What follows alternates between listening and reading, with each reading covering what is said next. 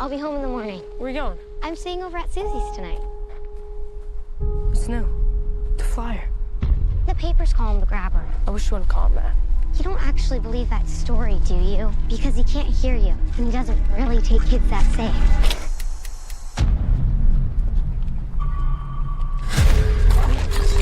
Oh, you goof. Well, isn't that just peachy keen? You need some help? You see that? Yeah. Would you hand me my hat?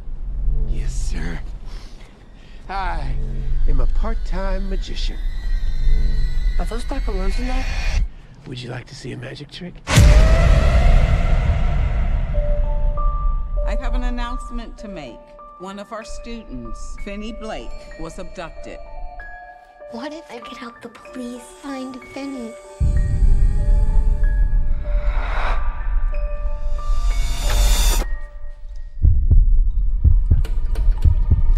Doesn't work. Not since I was a kid. I'll scream. I'll scratch your face. This face? Daddy, I had a dream about it. What happened in your dream? He was taken. By a man with black balloons. Yes. We never released those details.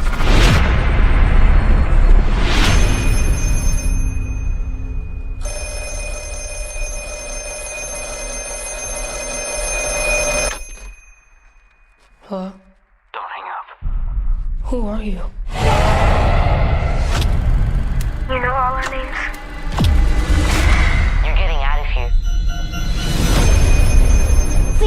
Please let the dreams be real. See the wall in front of you? I tore a long cable loose from down there. There's a combination lock on the inside of the storm door. What's the combination? I carved it in the wall. Hang up the phone! Now! The tree, the door, the gate. I'd never seen it before except in my dreams. You don't have much time. You're gonna use a weapon. You raise the phone, step back, and swing. Look what you made me do. Please hurry! You remember what I told you? There's someday I have to stand up for myself. Someday is today, Finn.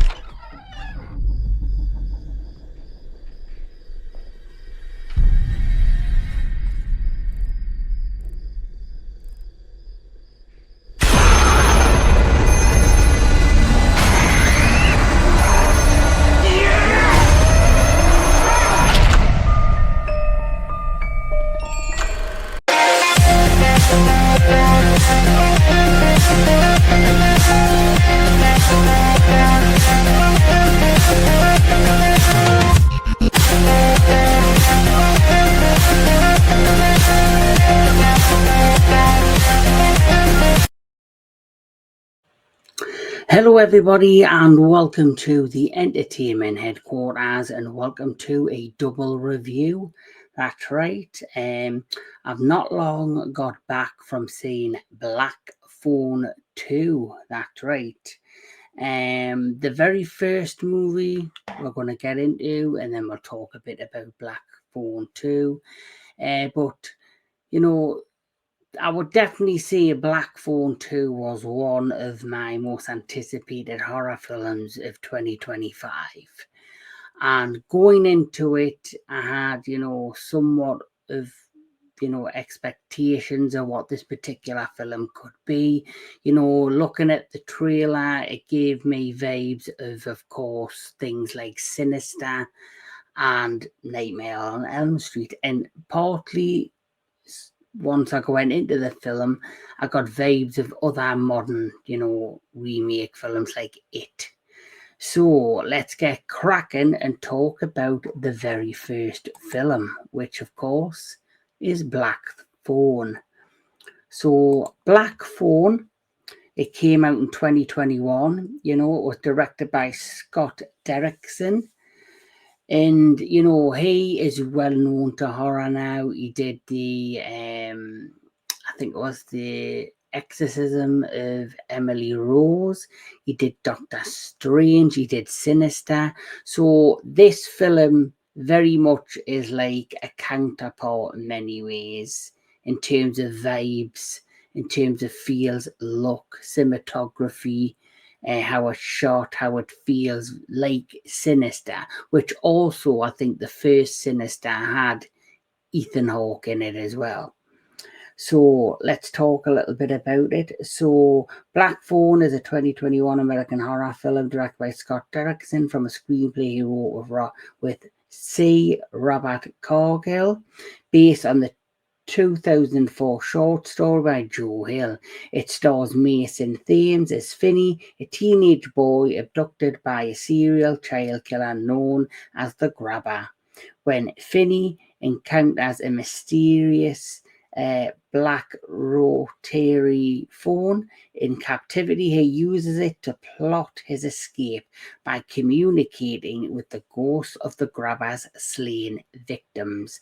The film also stars Madeleine McCaw, Jeremy Davies, and James Ranson.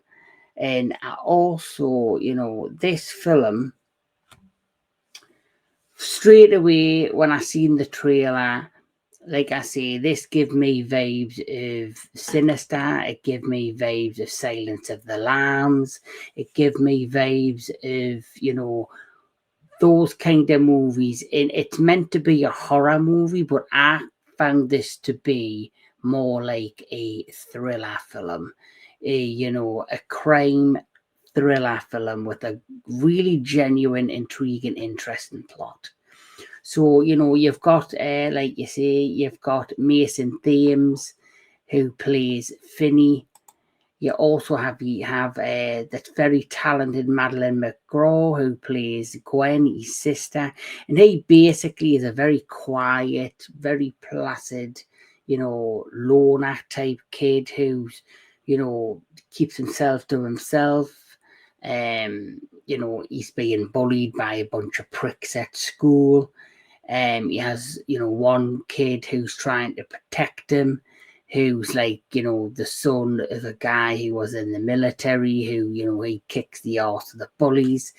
And, he's somebody who's really kind of being a young teenage kid. He's trying to basically come into his own. He's kind of developing who he's going to be as an adult. And throughout the course of, the first half of this movie, you're seeing him kind of like playing baseball, looking at girls, looking at his teammates, looking at the popular kids. He's really kind of figuring out his way or who he is. And, at the same time, there's the backstory with the abusive father who, he's kind of turned to alcohol after the suicide of his wife, their mother. So he has all this to deal with, and he's very much, compressed his emotions because of all of this thing that's going on. He doesn't really express his anger. He kind of bottles it all up, which makes him kind of the target of these bully kids. And then at the same time, as the plot progresses, you slowly see different kids from his school and his class being abducted, or you see in the news headlines that they're missing and the police are investigating, the kidnappings and the abductions. And you're seeing like these gnarly kind of like, montage footages of these black balloons, this guy in this weird get-up who's, around in this black van. And then, of course, eventually you get the eventual kidnapping of Finney. So there's Ethan Hawke as the Grabber, who I think does a phenomenal job. I really couldn't tell this was Ethan Hawke because he really, captures the character well. He really gets into the character. And I really think he delivers quite a strong job as this psychotic kid killer, mass, kidnapper who you don't really know much about his past in this. You just know that he has this way of kidnapping, like most serial killers. He has a pattern. He'll kidnap a child, lock them in the basement of his home. He plays mind games with these kids. He tries to make them deliberately escape, so then makes him kind of turn into the vicious killer to then go ahead and kill them. He calls them a naughty boy if they don't do as they say and misbehave, but yet he's pretending that he's going to allow them to escape. And as the plot progresses and Finney's now, in this nightmare predicament, he then suddenly is, there's a rotatory phone on the wall, black, that's mysteriously, it starts ringing, but of course no one else can hear it except him. And at first there's nothing but static on the phone, but slowly but surely, each time he answers the phone going forward, it's the voice of a child that is one of the grabber's victims. And throughout the course of this plot, they give him, the tools and the abilities to eventually get out of this predicament. These are just a few of the victims who the grabber has, seamlessly murdered. And as the one in the middle there is his best friend, who is the guy that, was the son of the man in the military who he basically taught to fight for himself, stand up for himself, and don't take on bullies. And he is the last voice heard by Finney that kind of gives him that courage to finally do what he needs to do to break free. But there's an amazing side plot with the sister, Gwen. And the side plot of Gwen, she has dreams, and these dreams are not really dreams, they're visions of events that are transpiring. So she's got some sort of, psychic ability. And it also ties back to the mother, which the mother committed suicide seamlessly, and the reason the father turned into an alcoholic is because he felt as if, these visions she was having is what caused her to want to commit suicide. So basically, it sounds as though she had some sort of schizophrenia. And he's frightened that his daughter is going down the same path as the mother. But in all, it's thanks to her,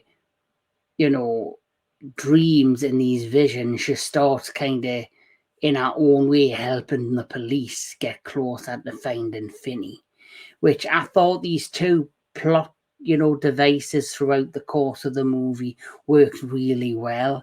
I think this film definitely for me isn't scary, it's mysterious, it's a thriller, it's a crime caper for me, along the lines of Silence of the Lambs, but with less gore. And, there are a couple of tense moments and, bite your nails moment of what's going to happen to Finney. Is he going to escape? And, some of the ghost kids, there's one particular one who I guess was a bully who kind of comes across slightly intimidating, on the phone, just his tone of voice and his anger. And there's definitely tributes to other movies in this. Like, for example, I mentioned It.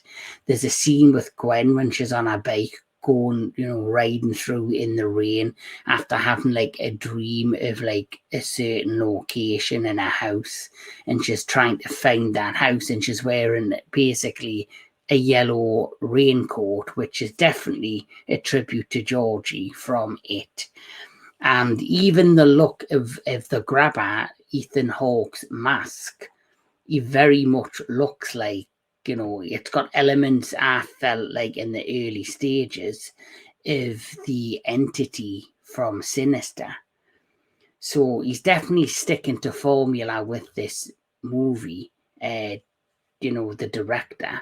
As for the performance in the first movie, I felt as if they were really well done. I think, I'm always dubious when you see a child actor throughout the course of a film, but I definitely think 100% Mason Thames and Madeline McGraw definitely were a great casting, and even the other kids who played the ghost kids, the victims of the grabber, did fantastically well. This particular character, which is the father, I just did not like him at all. You know, I understand he's been through a traumatic experience losing his wife, but how he treats his kids is like pure garbage. And I don't know if that was the whole plot point, is to make you deliberately hate this man. Well, if that was the case, they've definitely delivered, because at the end I couldn't give a shit if he lived or died. I really didn't. Going back to Ethan Hawke as the grabber, I personally think he did a fantastic job. He came across, you know, very let's say, comes across sinister when he wants to be sinister. When he wants to be evil, he's pure evil. When, you know, the mind games he's playing with Finney, trying to make him come across that, you know, I'm going to let you go, you just have to behave. And, you know, I'll let you go soon and things like that. And then you have the other scenes where Finney's so desperate that he's tempted to just do as the grabber said, and you know, he unlocks a door and he's going to let him walk up the stairs, but then he gets the mysteriously phone call and the ghost kid says, do not go up them stairs because it's a trap. He's deliberately trying to set you up so he will have an excuse to attack you. And, you know, if you do that, you're playing into his game. So there's a lot of mind games and psychological warfare between the ghost kids, Finney, and the grabber. And I really like those elements throughout the course of the film. The trailer, as you've seen, I think comes across like this is going to be a bit more scarier than it is. But I didn't find this film scary at all. I found it intriguing. I found it, you know, it grabbed us where I was pulled into the plot, because the pacing throughout the course of this movie is really well done. The cinematography is really well done. We capture the elements between Finn, the grabber, and Gwen, and paces them throughout the course of the movie. It feels very, you know, it's very minimalistically done, but it works really, really well. And he doesn't kind of blow this thing over the top with an over-the-top crazy ending. The ending felt very, you know, you were glad what happens with Finney when he breaks free, and you're glad what happens to the grabber right at the end. And it's done in a way that, you know, you're cheering on Finney to win. And it's done in such a realistic and not too graphic or like over the top way. It just feels right. It feels right. And if I'm gonna rate Black Phone 1, because this was probably my second time watching it after seeing it the first time, and I enjoyed it the first time and didn't know if I would enjoy it as much the second time, and I did. I think after seeing the second one, I've got a bigger appreciation for the first one. But like I say, it ain't a horror film. It's more psychological crime thriller to me. So with that said, I'm going to give Black Phone a 7 out of 10. I think it's a worthy rating for that particular film.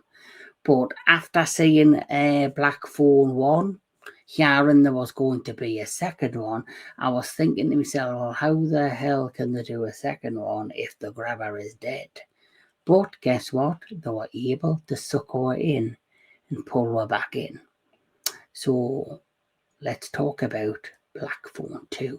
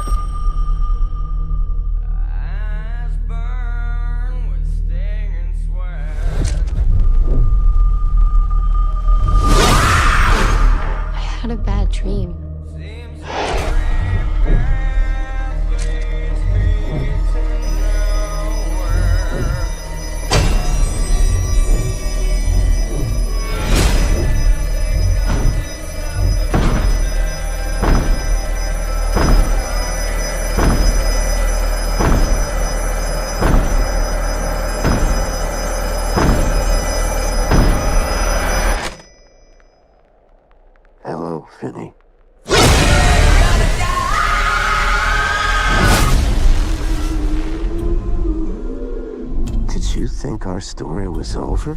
You're dead. You, of all people, know that dead is just a word.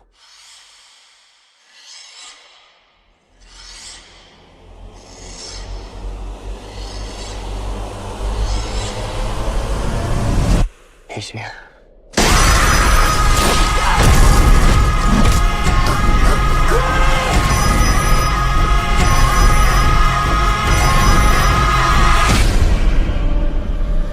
Vengeance is mine.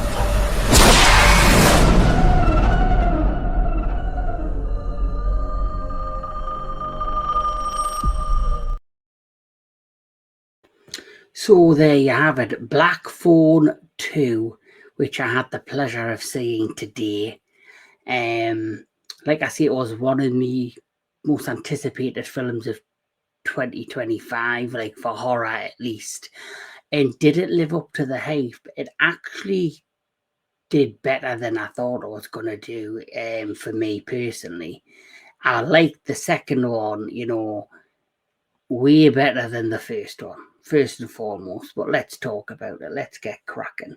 So Black Phone 2 is a 2025 American supernatural horror film directed by Scott Derrickson, co-wrote it with C. Robert Cargill, who wrote the first movie. And this one stars Mason Thames, Madeline McGraw, Jeremy Davies, Demirian Baicher, and Ethan Hawke. And the plot for this one is as followed. As Finn, now 17, struggles with life after his captivity, his sister begins receiving calls in her dreams from the Black Phone and seeing disturbing visions of 3 boys being stalked at a winter camp known as Alpine Lake. So the great thing I like about this one, whenever you think of a sequel, the first thing you think of is how the hell they're going to do it. Especially when you've seen the ending of the first one with what happens to the grabber, who seamlessly is killed at the hands of Finn. But the great thing about this, and it was a great way how they went about it, they took the focus off of Finn and they placed it onto his sister Gwen, which I thought was a great way to go. So, as I said, with the first movie, Finney is very much a very placid young teenager who was coming into his own, trying to kind of develop who he is as a person, keeps himself to himself. He's very quiet. You know, there's all that abuse going on at home thanks to the father's alcoholism, and he kind of suppressed his emotions. Now in this movie, it's the complete opposite. Finn is now expressing his emotions through anger. He's now like turned into the bully, or he's not frightened to express himself and basically fuck off the world if they feels that they are threatening to him. Gwen is now a teenager herself. She is like developing into a beautiful young lady. The father, who, like I say, I didn't really care for in the first one, he apparently is, you know, sober in this movie. He's, you know, keeping off the alcohol, and Gwen, you know, is now starting to have more deeper, more impactful dreams or visions. And one particular night, she decides, you know, she has a dream about her mother when she was younger in this snowy resort at the phone. And the dreams start to get more deeper. They start to impact her life more. She then starts to sleepwalk. Finn kind of blows it off as her just being Gwen. But then one day, she then notices, you know, she decides to investigate the visions in a deeper way, and she soon discovers that this Alpine Lake, not only was it a real place, it was a place her mother went to teach. It's like a Jesus, you know, a Christian I guess winter or summer camp where people can go, and they're looking for student counsellors. So Gwen decides to sign up Finney and herself as junior trainee counsellors. Finney doesn't want any part of it, but she's looking into this as a way to investigate whatever's went on with her mother's past. And he, I guess, decides to go along for the ride because it's a way to make money. And also, Gwen has a crush on her, and that is this guy. So Finney is Finney, there is the older Gwen, and this is her crush, who is the younger brother of Finney's best friend, who tragically lost his life in the first movie, who was the final ghost kid to encourage him to fight against the grabber and basically taught him how to fight against the grabber. So there's a connection with these three individuals straight away. And Finney's a bit protective of his sister. He doesn't really want, Gwen to date anybody. He's being like, the protective big brother, as you can imagine. Once they get to this snowy camp, it's basically in the middle of nowhere in Colorado. There's a snowstorm. It's just them and a handful of other council members who are kind of trapped on this mountainous area. They see a payphone, of course. They're the other three people who are on this camp. And this guy also, he's a very strong part of this plot. He is a old, young friend of the mother. He came to this camp when he was younger, when all these mysterious events began to transpire, and he has a deep connection to the place and to their mother and the events that transpired. And basically, they see a phone in a phone booth. He tells them that the phone's been out of order for years. Obviously, Gwen settles down for the night with a boyfriend. He's not officially a boyfriend, but we can tell that's the road they're going down. And Finney's outside smoking cigarettes now when suddenly the phone goes off. He then goes to the phone, and, just like within the first movie, there's just a bit of static and nothing really happens. As the plot progresses, Gwen has more serious dreams, and she starts to sleepwalk. And not only does she start to sleepwalk, she then eventually gets to see the grabber within the confines of her dreams. So very much it's starting to turn into Nightmare on Elm Street. And why this thing works for me is because, like the first one, it doesn't go over the top with the gore or the horror. They keep it very simplified, and they don't make the grabber mysteriously grow weapons out of his hands. He doesn't kind of do over the top things. They very much keep him minimalistic, and he's basically survived death and is living in this kind of limbo world because he is full of pure hate and evil. And even though he died in life, he is at this campment, his spirit or his essence is there because many, many years ago, he was, I guess, the handyman in this encampment. He was known as Bill or Will. And basically, it was where he started his killing spree. And he killed 3 boys. And throughout the course of this movie, you see the ghosts of these 3 victims, just like with Finney in the first movie. You see them delivering messages to Gwen, and she now becomes Finney, and roles are reversed, and she now becomes the one that is not only trying to solve the murders and basically free these tortured souls, she's also trying to discover the connection between Will, aka the grabber, and these kids, this place, and her mother.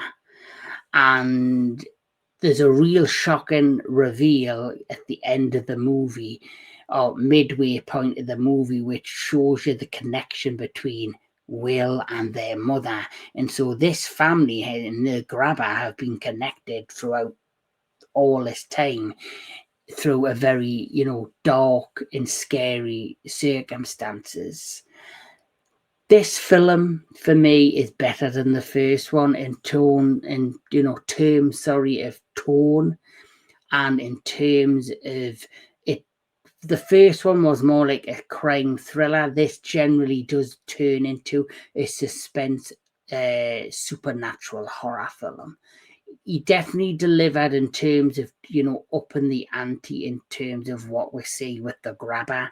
Now that he's in ghost form, we do see the Grabber basically, they're the three ghost kids that are communicating with Finney, that are trying, also work with him and Gwen to explain basically what's happened to them. But as you can see with the Grabber, he goes all out from being a man in a mask to something a lot more demonic by film's end. In this particular scene, where he's kind of ice skating along the ice near the end of the film, with a weapon in hand, really intimidating, a great shot, a great cinematography they delivered with this particular scene.